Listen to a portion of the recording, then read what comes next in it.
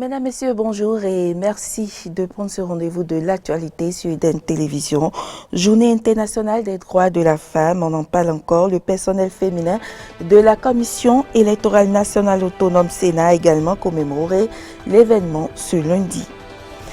Atelier de formation des journalistes et web-activistes sur la couverture médiatique en période électorale, une initiative de la plateforme des organisations de la société civile qui a démarré ce lundi. Et puis au Sénégal, malgré la remise en liberté de Ousmane Sonko, la tension ne faiblit pas dans le pays.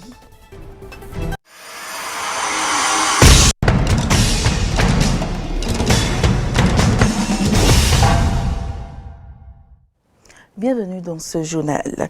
Le personnel féminin de la Commission électorale nationale autonome Sénat a commémoré ce lundi 8 mars la Journée internationale des droits de la femme. Une première édition dans l'histoire de cette institution. Suivez le compte rendu de Samson Oké et Romaric Devauchy.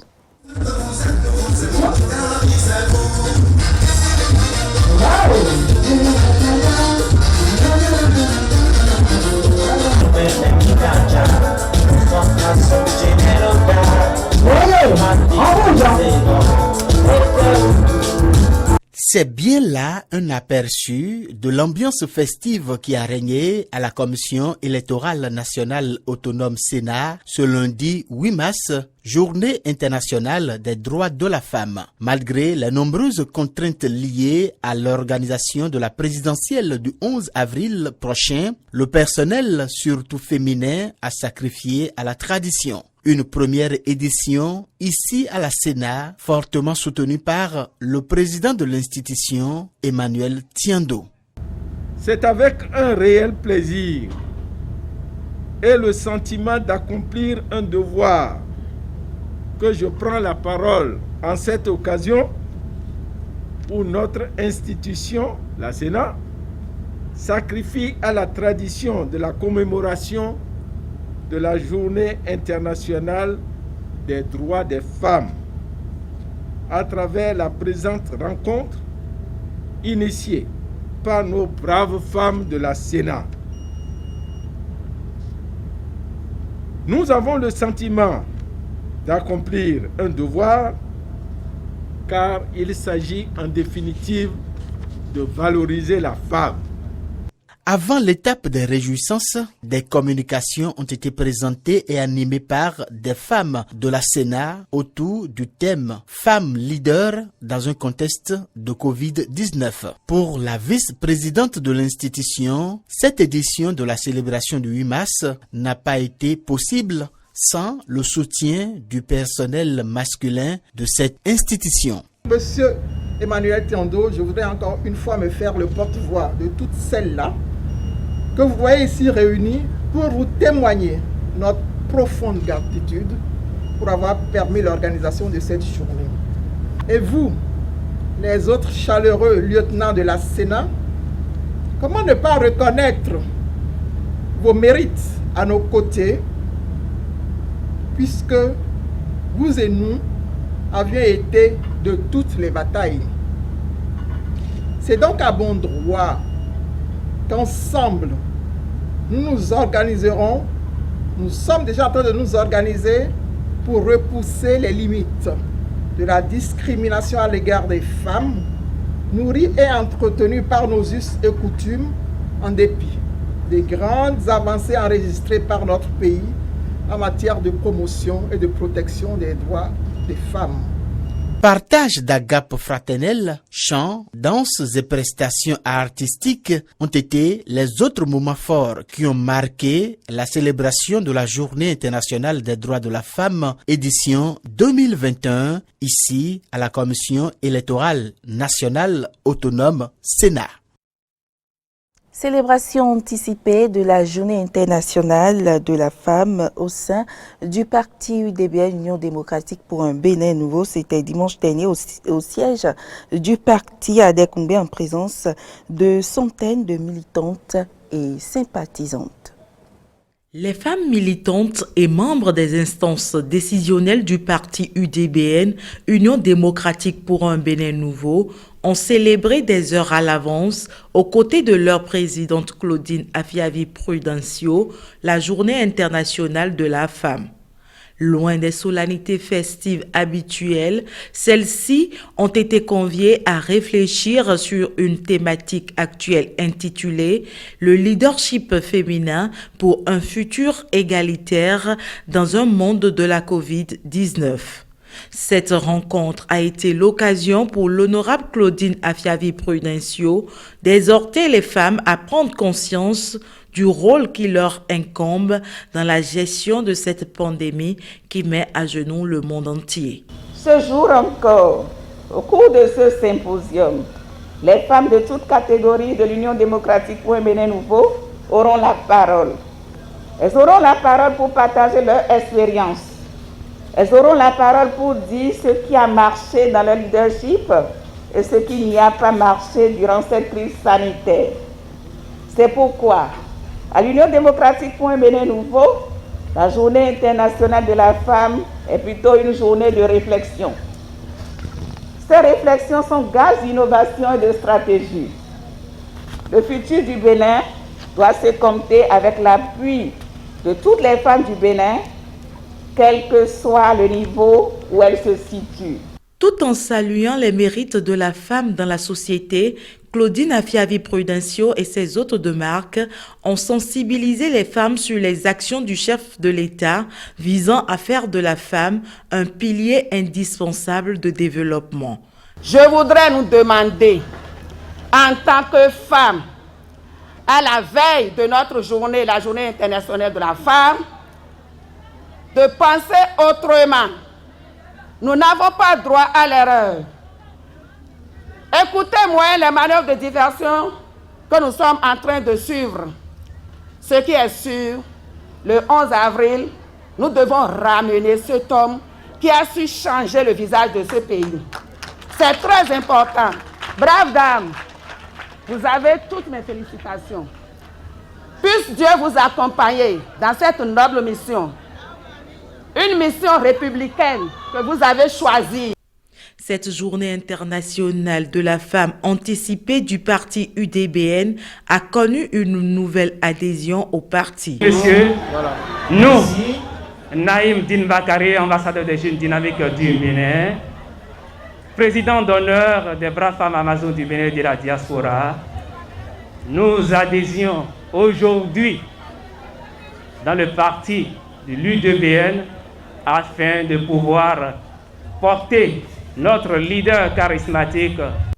Ces femmes issues de diverses classes sociales et de divers domaines d'activité sont sorties rassurées et convaincues davantage de leur rôle face à cette crise sanitaire.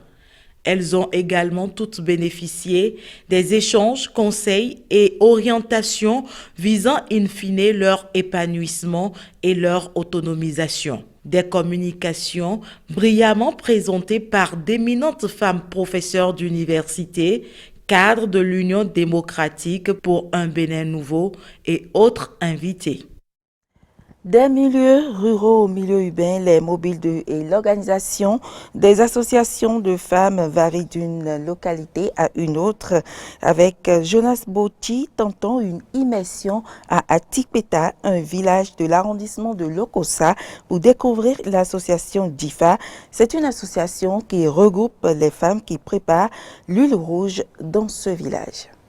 Du retour du champ, du marché ou au terme d'une dure journée de préparation d'huile rouge, c'est ici que les femmes du village d'Atikpeta viennent noyer leur peine et leur stress à travers des chants et danses.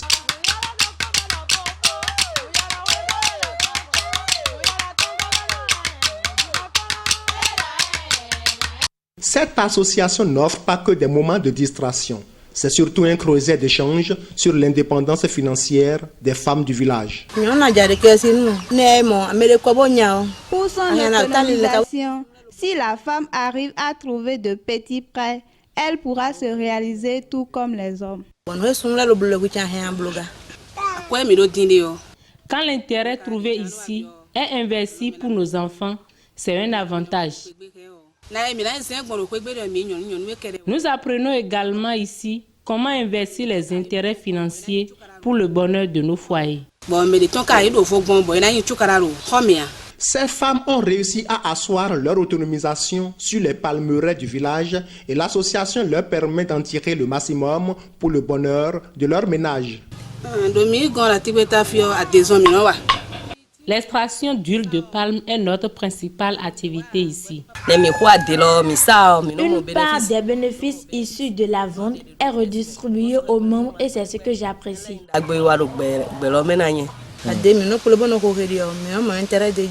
Nous trouvons d'intérêt sur l'extraction d'huile. C'est un avantage.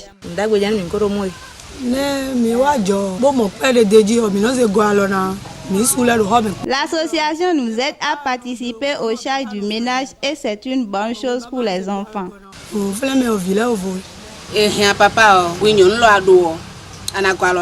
Si papa n'a pas les moyens, nous empruntons dans la caisse de l'association et nos enfants ne sont plus renvoyés de l'école. Quand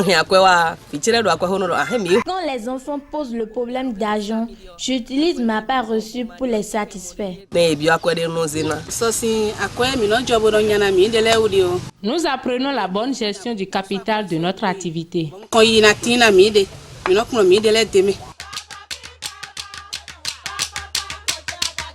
Elles s'emploient à ce que leurs rencontres ne génèrent pas des conflits internes. Aussi, s'efforcent-elles à régler d'éventuelles mésententes avec leur mari. La solidarité étant le socle de notre association, nous ne laissons pas la place aux problèmes internes.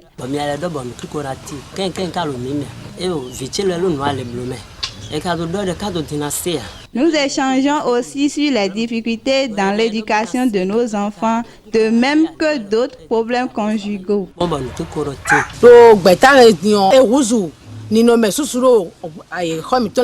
Cette association a changé beaucoup de choses dans nos maisons et la paix règne dans nos foyers.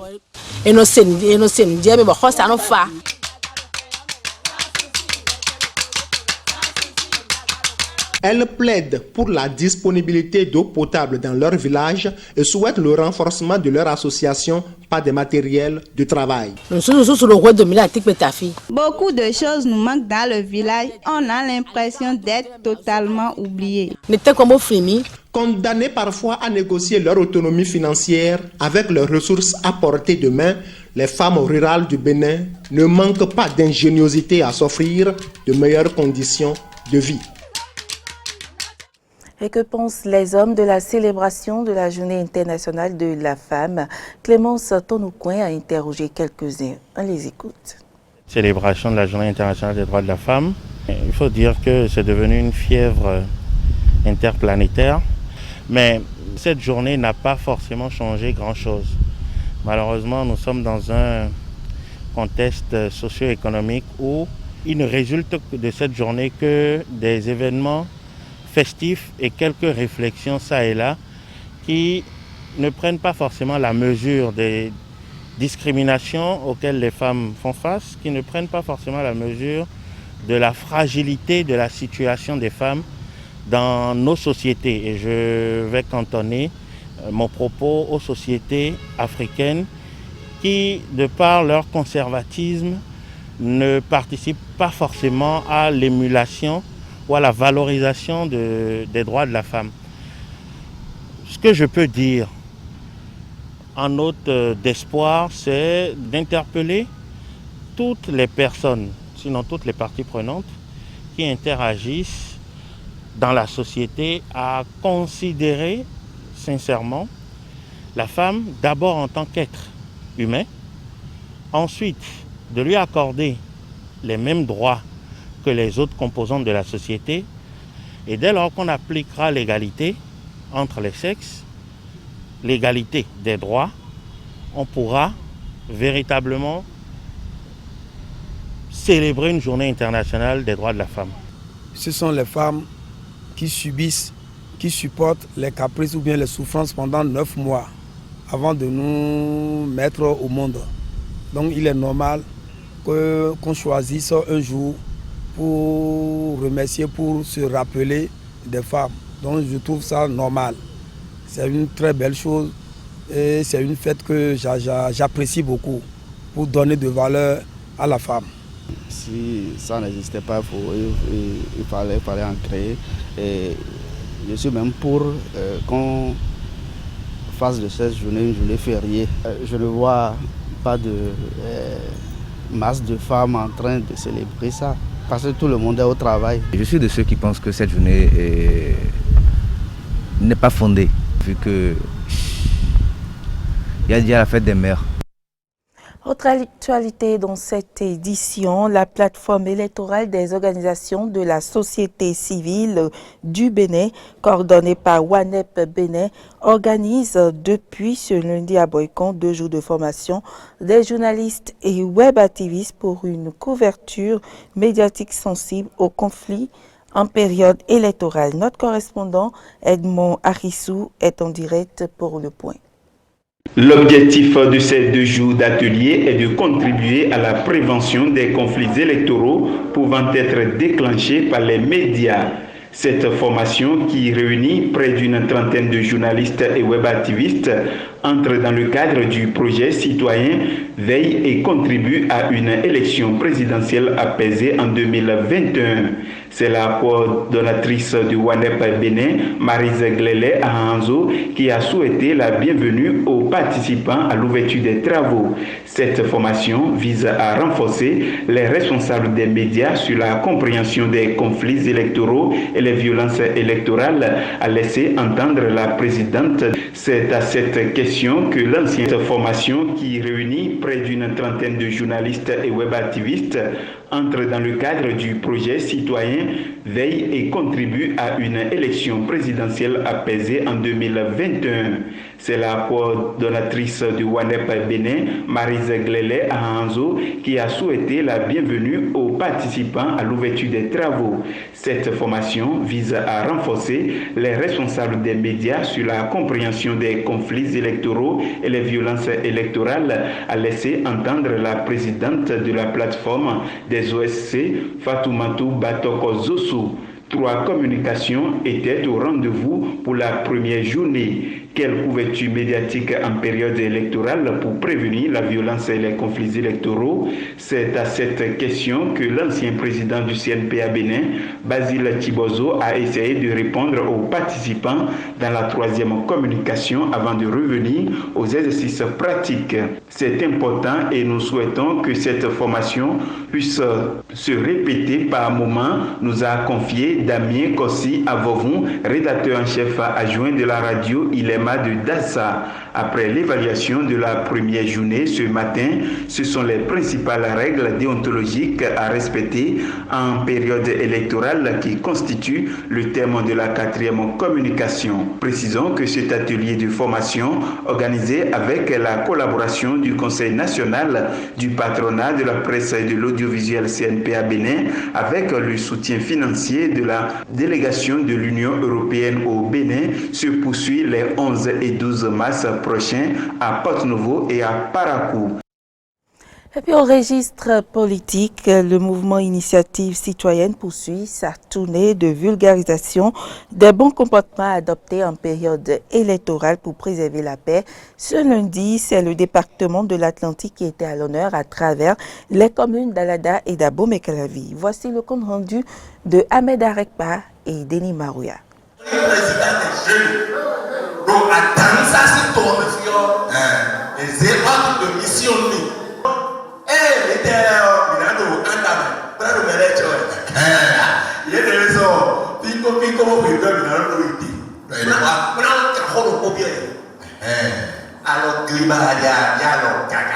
Sketch, mais également chants et danses pour promouvoir la culture de la paix en temps d'élection.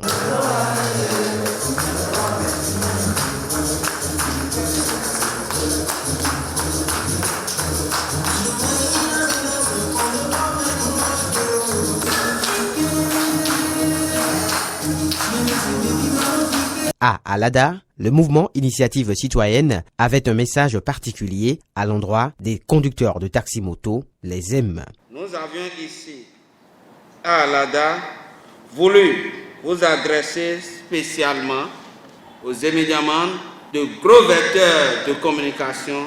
Nous vous invitons donc à aller dire à vos frères, sœurs et toute la population d'Alada que la paix n'est pas un vain mot, elle est un comportement. En cette journée du 8 mars, où la communauté internationale célébrait la journée internationale de la femme, l'étape de Calavi a permis de faire également une adresse à l'endroit des femmes. Elles ont en effet un rôle capital à jouer en cette période sensible pour la préservation de la paix. Notre rôle en tant que femmes est de sensibiliser nos maris, nos enfants et notre entourage pour ne pas s'adonner à des comportements violents. Personne ne doit se laisser manipuler pour compromettre la paix. Le vivre ensemble et chacun doit veiller sur cela. À travers cette tournée, le mouvement Initiative citoyenne œuvre pour la promotion de la paix, mais également pour un fort taux de participation à la présidentielle du 11 avril prochain en République du Bénin. Et puis au Sénégal, malgré la remise en liberté de Ousmane Sonko, la tension est toujours la même. Le président Macky Sall a exhorté les Sénégalais à rentrer chez eux. Quant à l'opposition, elle annonce la poursuite des manifestations contre le pouvoir. Les violences de la semaine dernière ont fait au moins 6 morts. Sous bonne escorte, l'un des avocats d'Ousmane Sonko s'avance vers les partisans du principal opposant au président sénégalais. Il leur annonce la libération du député qui vient d'être placé sous contrôle judiciaire. Il est libre, il est présentement chez lui, probablement. Sonko est libéré. À peine libéré, Ousmane Sonko a pris la parole lors d'une conférence de presse. Le député avait été arrêté le 3 mars dernier pour trouble à l'ordre public. Toujours déterminé, il appelle les Sénégalais à poursuivre leur mobilisation face à un président qu'il juge illégitime. Nous demandons au peuple sénégalais, particulièrement à la jeunesse, de ne pas baisser la mobilisation, de ne pas casser cette mobilisation exceptionnelle. Macky Sall, ayant trahi le peuple sénégalais, ayant trahi son serment, Macky Sall n'est plus légitime à diriger le Sénégal. L'opposant n'en a pas encore fini avec la justice sénégalaise. Il est à nouveau inculpé pour viol présumé et menace de mort sur une employée de salon de massage. Simplement, il a été inculpé. Maintenant, il reste l'audition au fond et qui permettra de révéler si oui ou non il y a eu viol ou menace de mort. Son arrestation la semaine dernière, alors qu'il se rendait au tribunal pour répondre à une convocation, a déclenché un soulèvement d'une partie de la population sénégalaise. 3 jours d'émeutes et d'affrontements avec les forces de l'ordre. Une protestation qui a donné naissance à un mouvement, celui de la défense de la démocratie, composé d'associations de la société civile et de partis politiques d'opposition. Ce n'est pas normal, c'est de la dictature et nous nous sommes battus. Nous nous sommes battus pour être libres. Parce que vraiment la vie coûte cher ici. On n'a pas de travail ni rien par rapport à nos enfants et pas moi. Moi, j'ai 58 ans. J'ai 58 ans. Et je préfère encourager les jeunes. Dans ce climat de défiance sans précédent, le président sénégalais est sorti de son silence hier soir. Macky Sall assure comprendre la colère de son peuple. Il appelle à un retour au calme. J'invite au calme et à la sérénité. Tous ensemble, taisons nos rancœurs et évitons la logique de l'affrontement qui mène au pire. Le chef de l'État sénégalais a aussi annoncé un allègement du couvre-feu en vigueur à Dakar et à Thiès, 2 régions particulièrement touchées par le Covid-19. Mais pas de quoi calmer l'opposition qui lance un appel à poursuivre les manifestations. Le dispositif de sécurité autour du palais présidentiel a été renforcé. Et ce sera tout pour ce journal. Merci pour l'attention et à demain.